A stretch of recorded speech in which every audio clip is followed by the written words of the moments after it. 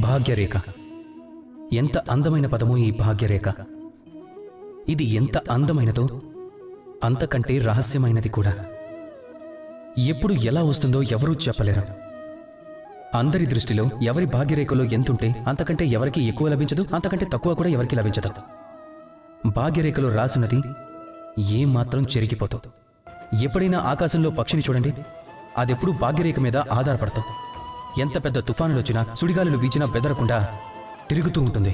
అలానే ఒక్కొక్క గడ్డి పరకతోనూ గూడు కట్టుకుని వాటి భాగ్యరేఖను అవే గీసుకుంటాయి. వాటి పిల్లలకు అస్తిత్వాన్ని కల్పిస్తాయి, వాటిని స్వయం సమృద్ధిగా పెంచుతాయి, వాటికి ఎగరటాన్ని నేర్పిస్తాయి. కానీ అవి మాత్రం ఏ భాగ్యరేఖ మీద ఆధారపడవు. అదే విషయం మనం కూడా నేర్చుకోవాలి. గుర్తుంచుకోండి, తమరి భాగ్యం ఒకరి రేఖలతో రాయబడేది కాదు. తమరి భాగ్యరేఖలను తమ స్వయం కృషితో ప్రతిరోజు తమరే రాసుకోవాల్సి ఉంటుంది. కొన్ని తమరి మేధస్సుతో, మరికొన్ని తమరి చేతలతో.